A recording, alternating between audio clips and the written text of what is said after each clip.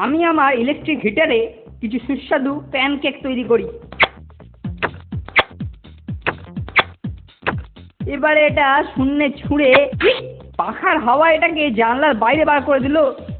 আজকাল দেখছি বাইরের খাবার খুব স্কুলের মধ্যে আমদানি হচ্ছে, এটা তো ঠিক নয়। আমি আজকে পুরোপুরি চেক করে দেখব যাতে কেউ স্কুলে বাইরের খাবার আনতে না পারে। জ্বলে গেল জ্বলে গেল, আমার টাকে প্যানকেক। হ্যাঁ এই মরেছে, প্যানকেক একবারে সুপারিনটেনডেন্ট স্যারের তাকে। এটা কার কাণ্ড, কার কাণ্ড? দেখি তো দেখি তো, কে এটা ফেললো? আমি বরং এই প্যানটাকে তাই লুকিয়ে ফেলি। আমি চাই না স্যার এটা শুধু আমাকে ধরুক।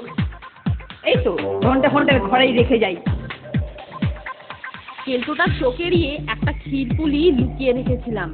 এবার আমি এটা অর্ধেকটা খেয়ে বাকিটা নোনটের জন্য রেখে দিই। আমার টাকে প্যানকেক, কার কাছে ফ্রাইং প্যান দেখতে হবে, দেখি তো। ওহ, এখানটা একটু বসি বাবা। এইখানে কারোর কাছে ফ্রাইং প্যান আছে, কিন্তু কে সে? দেখি রে, পুড়ে গেল। হ্যাঁ ফোনটে, তাহলে এটা তোর কীর্তি? হ্যাঁ এই নে। আমি নিশ্চিত বলতে পারি কেলটোর দোষেই আমি মাথায় প্যানের গুঁতো খেয়েছি। দারুণ, এক হাঁড়ি দই রয়েছে।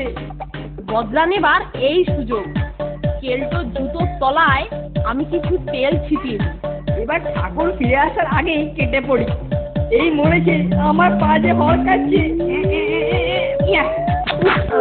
ওরে বাবা স্যার!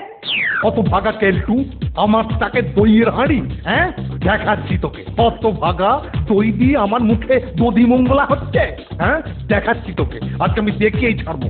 আমি কিছুক্ষণ ছিলাম না, তার মধ্যে এসব কি হচ্ছে রে ফোনটে?